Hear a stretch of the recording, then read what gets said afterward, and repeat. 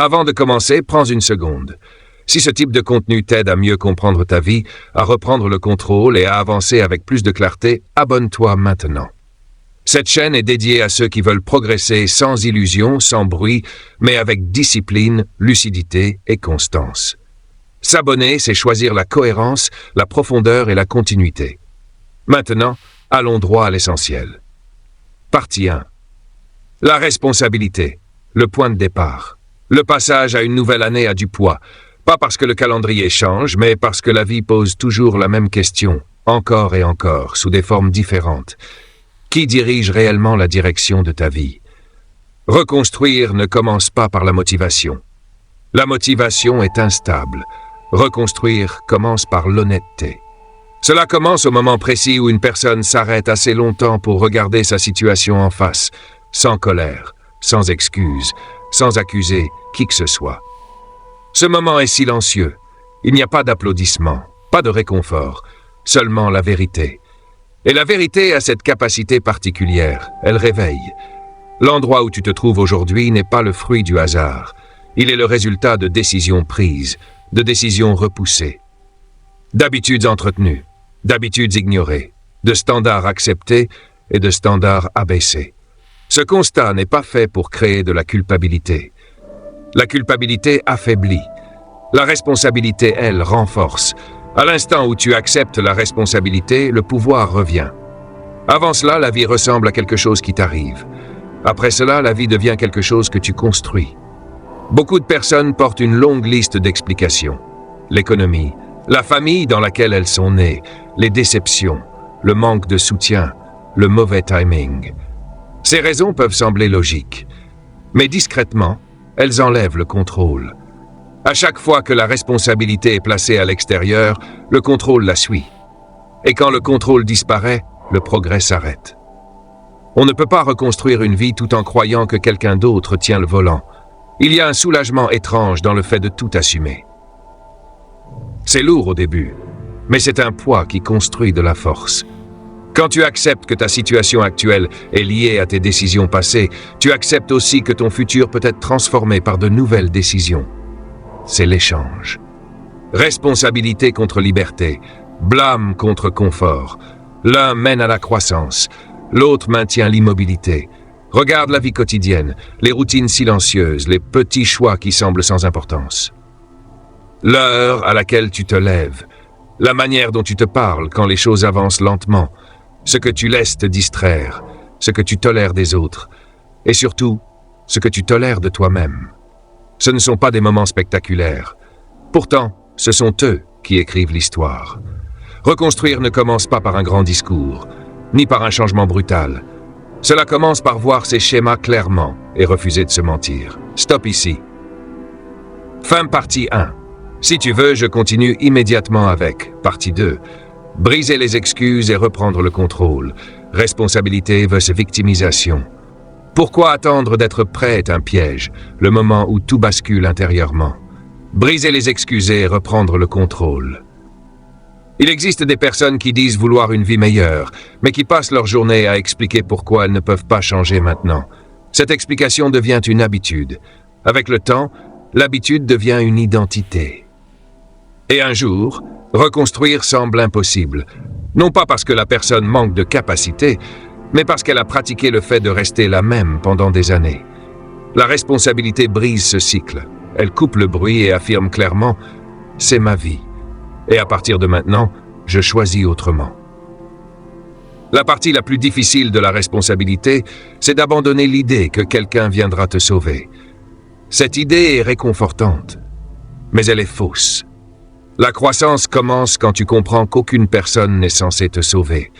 Le soutien peut t'aider, les conseils peuvent guider, mais la responsabilité t'appartient entièrement. Quand cette vérité est acceptée, l'effort devient plus précis. Les excuses perdent leur attrait. Reconstruire demande aussi de regarder ses erreurs sans les adoucir, pas pour se punir, mais pour apprendre. Une erreur ignorée se répète, une erreur comprise devient une leçon. Une leçon change le comportement, et le comportement change les résultats. Ce n'est pas compliqué, c'est simple, mais ce n'est pas facile. La simplicité demande de la discipline. La discipline demande de la responsabilité. Il y a quelque chose de puissant dans le fait de se réveiller le matin en sachant que la journée répondra à tes actions. Pas parfaitement, mais honnêtement. Si tu fais des efforts, tu verras des progrès. Si tu évites l'effort, tu verras de la stagnation. La vie tient des comptes précis. Elle répond à ce que tu fais régulièrement, pas à ce que tu envisages de faire de temps en temps. Accepter cette vérité enlève la confusion. Elle supprime l'espoir illusoire. Beaucoup attendent la motivation avant d'assumer leurs responsabilités. Cet ordre ne fonctionne jamais. La responsabilité vient d'abord. La motivation suit les progrès. Quand une personne reprend la responsabilité et commence à faire de petits changements réguliers, l'énergie revient. La confiance revient. Pas parce que tout est réparé, mais parce que la direction est retrouvée. Regarde ton passé sans colère. Regarde-le comme un professeur. Chaque résultat a un message, chaque retard contient une leçon. Chaque regret indique un standard qui n'a pas été respecté.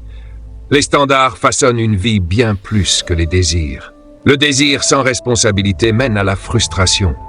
Le désir avec responsabilité crée de l'élan. Reconstruire, c'est aussi arrêter de comparer ton parcours au moment fort de la vie des autres.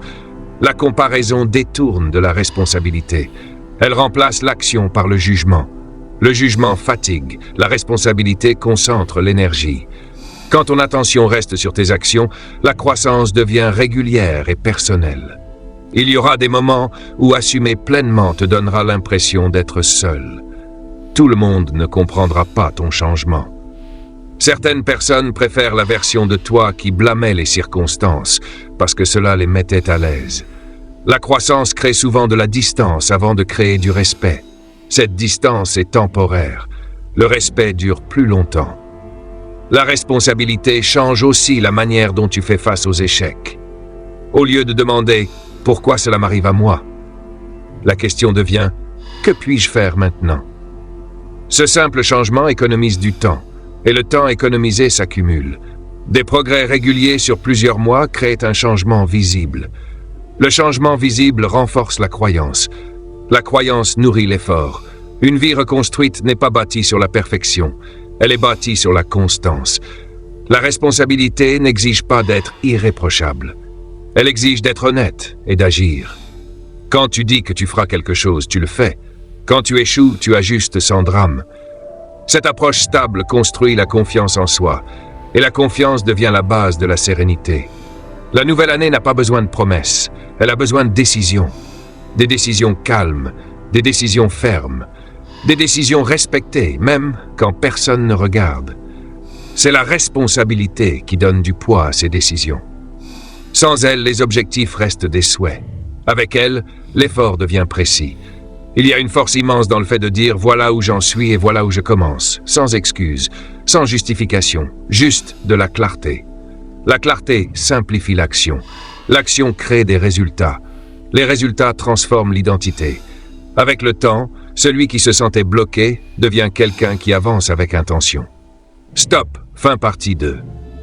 Souhaites-tu continuer avec partie 3? Lâcher le poids du passé pour créer de l'espace. Pourquoi on reste bloqué même avec de bonnes intentions? Douleur familière versus croissance inconnue. Libérer l'énergie nécessaire au changement. Lâcher le poids du passé pour créer de l'espace. Après avoir accepté la responsabilité, une autre vérité devient évidente. Même avec la bonne attitude et une honnêteté réelle, le progrès peut rester lent si le poids du passé continue d'être porté dans le présent. Reconstruire demande de l'espace, et l'espace se crée en relâchant ce qui ne sert plus la direction que tu as choisie. S'accrocher aux vieilles douleurs, aux anciennes habitudes, aux anciennes identités et aux vieilles histoires encombre l'avenir. On ne peut pas avancer librement en traînant hier derrière soi. Beaucoup pensent être bloqués par manque d'opportunités. En réalité, ils sont bloqués parce qu'ils refusent de lâcher ce qui leur est familier. La douleur connue paraît souvent plus sûre que la croissance inconnue. L'esprit s'habitue à certains schémas, même nocifs. Les plaintes deviennent des routines. Le doute devient normal. La peur devient un bruit de fond permanent. Avec le temps, tout cela donne l'impression de faire partie de toi. Mais ce n'est pas le cas. Ce sont des habitudes de pensée et de comportement répétées assez longtemps pour sembler définitives. Lâcher prise ne signifie pas nier ce qui s'est passé. Ce n'est pas faire semblant que rien n'a existé. C'est décider que ce qui s'est passé ne contrôlera plus la manière dont tu vis aujourd'hui. Il y a une différence. Garder du ressentiment ne punit pas la personne qui a causé la douleur. Cela épuise l'énergie de celui qui la porte. Or, l'énergie est indispensable pour reconstruire. L'énergie gaspillée ralentit tout. Certaines personnes rejouent dans leur tête des conversations vieilles de plusieurs années, essayant encore de gagner un débat qui n'a plus d'importance. D'autres se définissent par une erreur commise il y a longtemps, même si leurs actions actuelles ne ressemblent plus du tout à cette version d'eux-mêmes. Certaines restent fidèles à une ancienne identité parce que changer ressemble à une trahison. Rien de tout cela ne favorise la croissance. Tout cela maintient la vie à l'étroit. Lâcher prise, c'est aussi abandonner les attentes irréalistes. Attendre que la vie soit toujours juste crée de la frustration. Attendre que tout le monde te comprenne crée de la déception. Attendre de progresser sans inconfort crée du retard. La croissance demande de la patience et de l'effort, pas la perfection du monde autour de toi. Quand les attentes s'ajustent, la paix augmente et la concentration revient. Certaines habitudes bloquent le progrès en silence. Se coucher tard sans raison, regarder les écrans sans réfléchir, dire oui quand il faudrait dire non, éviter les conversations difficiles. Ces habitudes ne se présentent pas comme des problèmes. Elles volent lentement le temps et l'attention. S'en libérer ne demande pas de drame, seulement de la conscience et une décision différente, jour après jour. Il y a aussi l'habitude du dialogue intérieur négatif. Beaucoup ne parleraient jamais à un ami de la façon dont ils se parlent à eux-mêmes. Le ton compte, les mots comptent. Reconstruire demande un changement de langage intérieur, pas des compliments artificiels, mais une évaluation juste, un encouragement honnête, une correction claire sans insulte. La voix intérieure doit guider, pas attaquer. Les anciennes étiquettes doivent aussi être abandonnées. L'étiquette de malchanceux, celle d'être en retard, celle d'être mauvais avec l'argent, mauvais avec la discipline, mauvais avec la constance. Les étiquettes façonnent les comportements. Quand on croit à une étiquette, les actions finissent par lui ressembler. Retirer l'étiquette crée de l'espace pour de nouveaux comportements. L'identité suit l'action, et non l'inverse. Lâcher prise peut aussi signifier prendre de la distance avec certaines personnes. Pas par colère, mais par respect pour ton futur. Tout le monde ne grandira pas avec toi. Certains résisteront au changement, non parce qu'il leur fait du mal, mais parce qu'il dérange leur confort. La croissance change les dynamiques. Elle expose les excuses. Parfois, la distance est nécessaire pour protéger la direction que tu prends. Il peut y avoir de la culpabilité quand tu avances. La culpabilité de changer. La culpabilité de ne plus correspondre à certains rôles. Cette culpabilité est souvent mal placée. Grandir n'est pas une attaque contre les autres. C'est une responsabilité envers toi-même. Une personne qui améliore sa vie augmente aussi la valeur qu'elle apporte aux autres. Lâcher prise, c'est aussi se pardonner. Beaucoup restent bloqués parce qu'ils pensent mériter de rester bloqués. Ils utilisent leurs échecs passés comme preuve qu'ils ne méritent pas d'avancer. Cette croyance est fausse et destructrice. Le passé peut expliquer des comportements, mais il n'a pas le droit de condamner l'avenir. Apprendre implique des erreurs. La maturité vient de la réflexion, pas de l'autopunition. Libérer le besoin d'approbation est une autre étape essentielle. Quand chaque décision dépend du regard des autres, la croissance devient lente et fragile. L'approbation est instable. Elle change selon l'humeur et les circonstances. La direction doit venir de tes valeurs, pas des applaudissements. Le progrès discret est souvent plus important que la validation publique. Lâcher prise ne se fait pas en une fois. Cela se fait par des choix répétés. Chaque fois qu'une vieille pensée apparaît et est remplacée par une meilleure, chaque fois qu'une ancienne habitude tente de revenir et est interrompue, chaque fois qu'une excuse surgit et est ignorée. Ces moments semblent petits, mais ils façonnent l'avenir bien plus que les grandes promesses. Avec le lâcher-prise vient une forme de liberté. La clarté mentale s'améliore, le sommeil devient plus profond, la concentration se renforce. Quand l'esprit n'est plus encombré par le poids d'hier, l'énergie devient disponible pour construire quelque chose de nouveau. Cette énergie ressemble à de la motivation, mais elle est stable, ancrée dans l'action. Le passé restera toujours une référence, mais il n'a pas besoin d'être une résidence. On y va pour apprendre. Puis on en repart. Les leçons sont utiles. La douleur est optionnelle. Le choix t'appartient. Quand tu lâches ce qui te retient, un silence étrange apparaît. Le bruit des anciennes peurs diminue. La pression des attentes s'allège. Dans ce silence, la direction devient plus claire. Les priorités se simplifient. L'effort devient plus intentionnel. Reconstruire une vie ne commence pas par ajouter plus. Cela commence par enlever ce qui bloque. Quand le chemin est dégagé, le progrès devient naturel. Pas facile, mais naturel.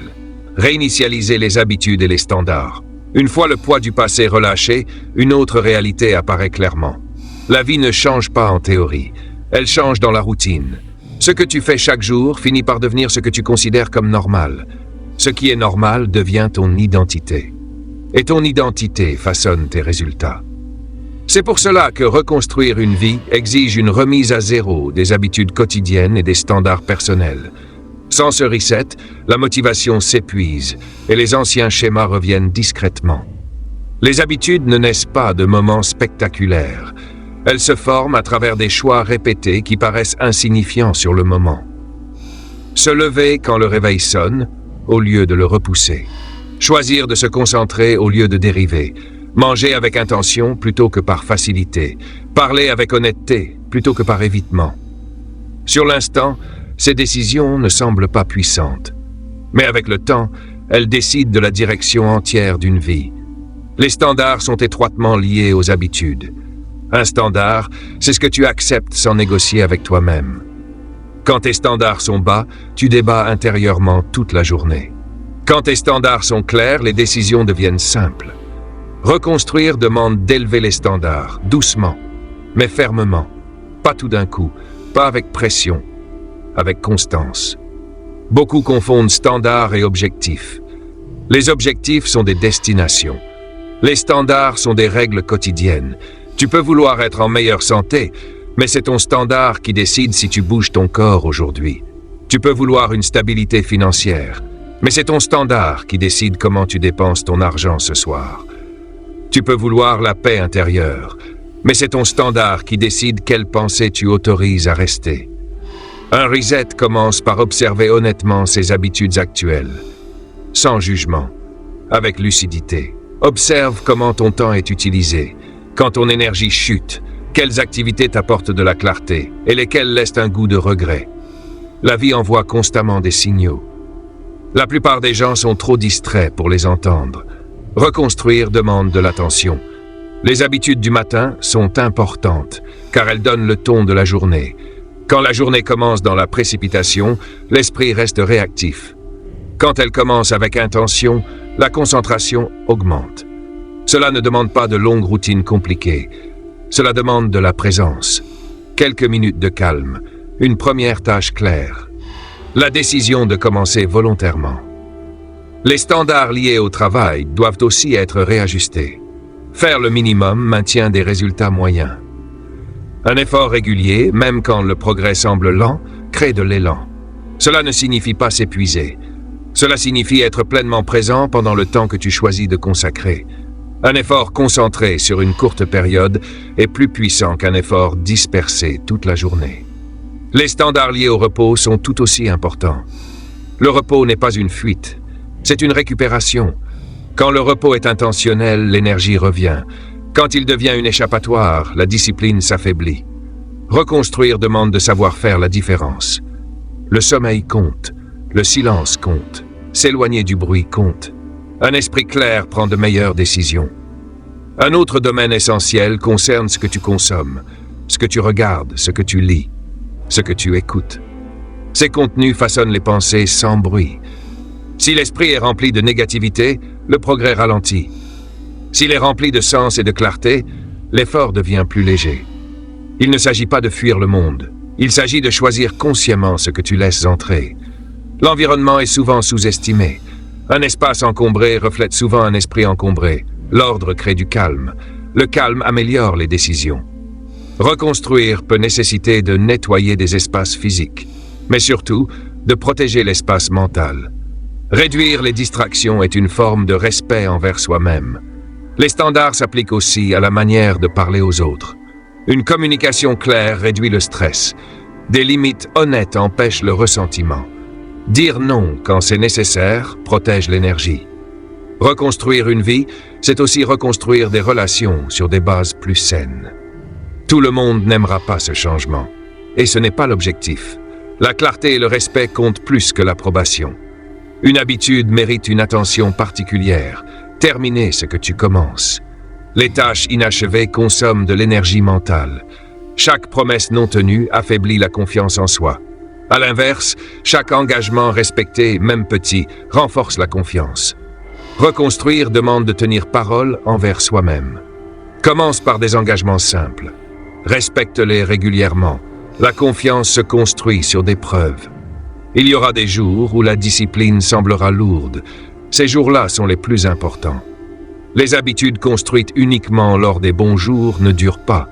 Celles construites malgré la résistance deviennent solides. C'est là que les standards te protègent. Quand la motivation disparaît, les standards restent. On ne négocie pas avec un standard. On le respecte. Réinitialiser ses habitudes ne signifie pas devenir rigide. La flexibilité est nécessaire. La vie change, les circonstances évoluent, l'essentiel est de revenir rapidement au standard après une interruption. Rater une fois n'est pas un échec. Rester bloqué l'est. Observe aussi comment tu termines ta journée. Les dernières heures influencent le sommeil influence l'énergie influence le comportement. Une fin de journée calme soutient un bon départ le lendemain. La réflexion aide, pas une analyse interminable, juste un regard simple. Qu'est-ce qui a bien fonctionné aujourd'hui? Que puis-je améliorer demain? Cette habitude développe la conscience sans pression. Avec le temps, les nouvelles habitudes deviennent naturelles. Les anciennes perdent leur emprise. Ce changement peut être inconfortable au début. L'inconfort est un signe de transformation, pas un signal d'arrêt. Les standards protègent aussi le respect de soi. Quand tu sais ce que tu attends de toi-même, les opinions extérieures perdent de leur pouvoir. La confiance devient plus calme, plus stable. Elle ne dépend plus de l'humeur ni des compliments, mais de la constance. Reconstruire par les habitudes n'est pas rapide, mais c'est fiable. Chaque jour devient une brique. Chaque habitude devient une structure. Avec les mois, la structure devient visible.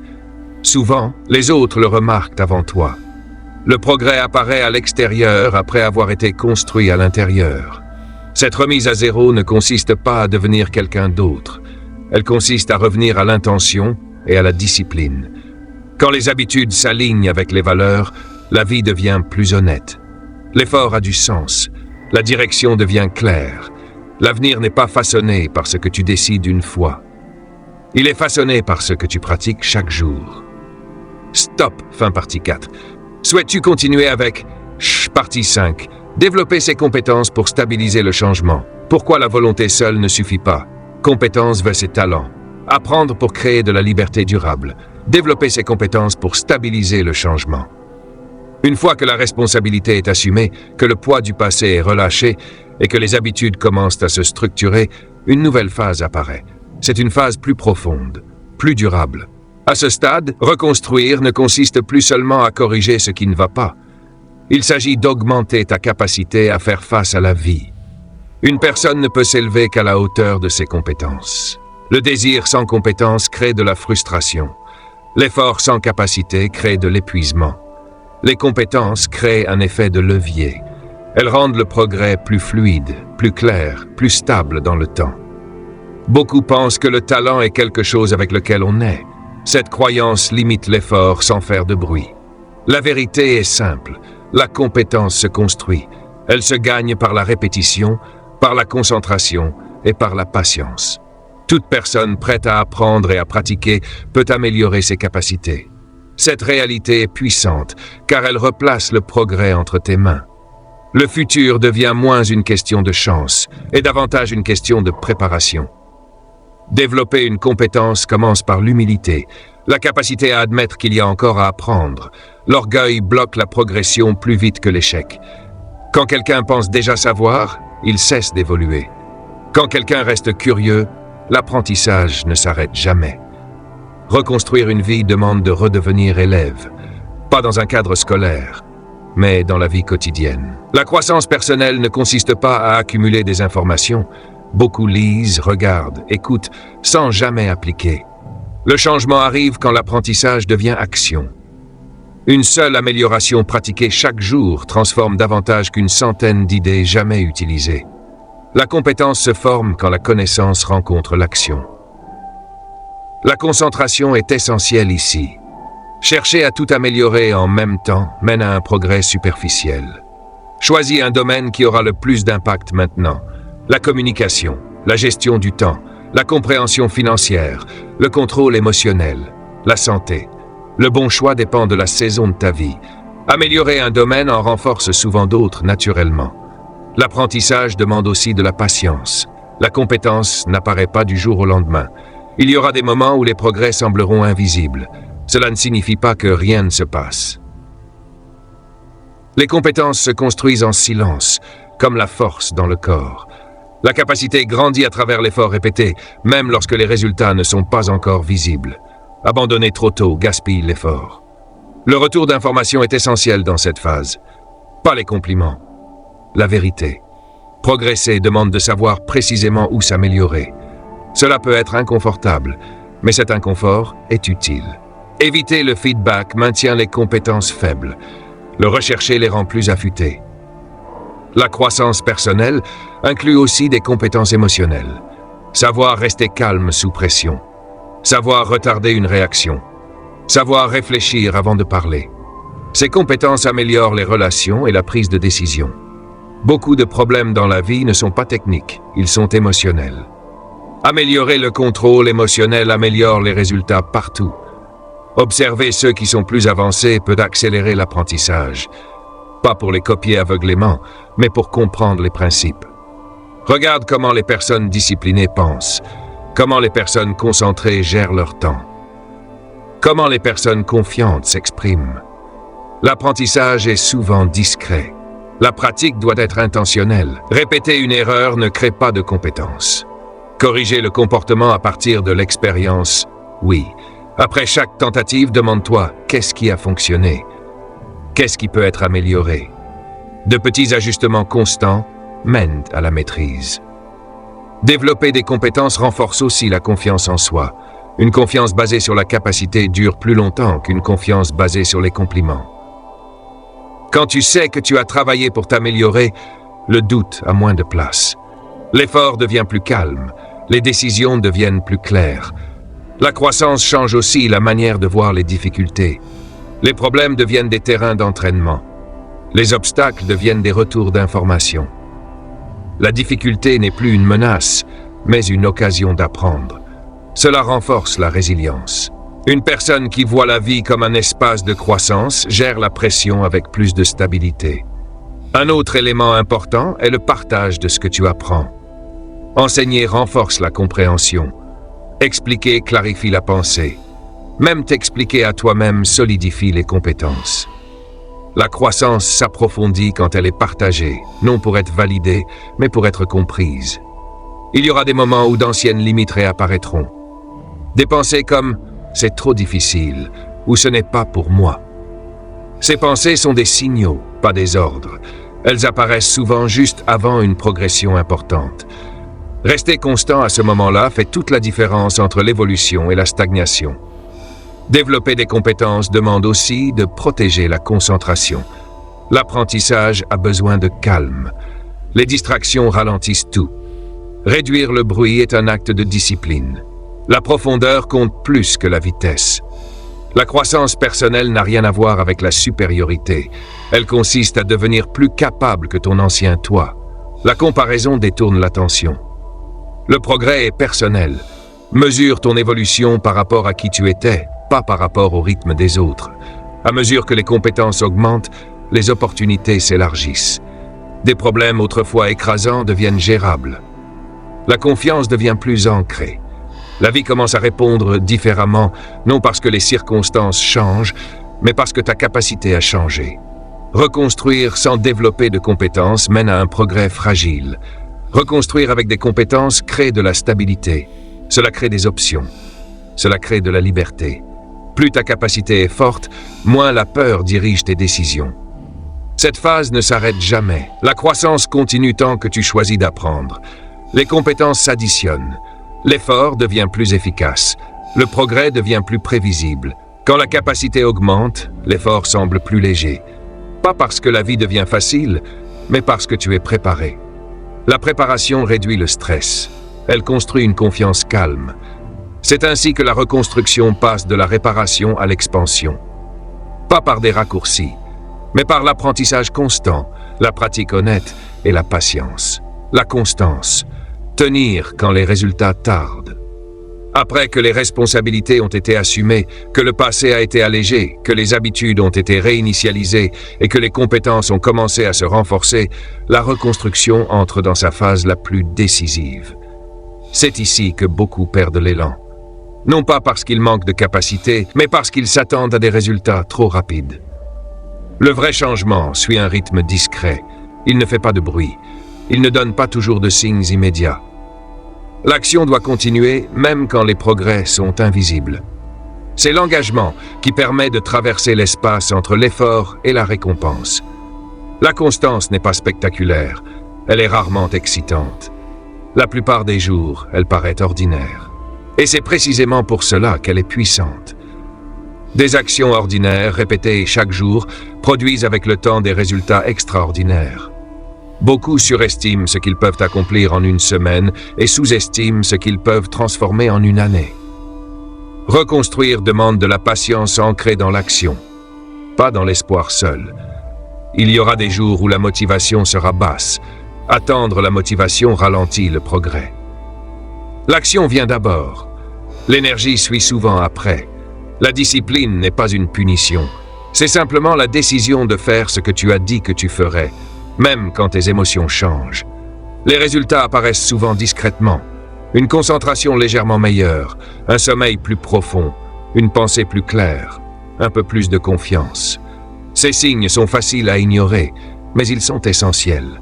Ils prouvent que l'effort fonctionne. Les ignorer crée du doute inutile. Les reconnaître renforce l'élan. Beaucoup abandonnent juste avant que les résultats deviennent visibles. Pas parce qu'ils sont incapables, mais parce qu'ils évaluent mal le timing. La croissance accélère souvent après une longue période de constance silencieuse. Ce délai teste l'engagement. Ceux qui tiennent traversent un seuil que d'autres n'atteignent jamais. La constance reconstruit aussi la confiance en soi. Chaque jour où tu respectes ta parole, le respect de soi augmente. Chaque promesse rompue affaiblit cette confiance. Reconstruire demande de restaurer cette relation avec soi-même.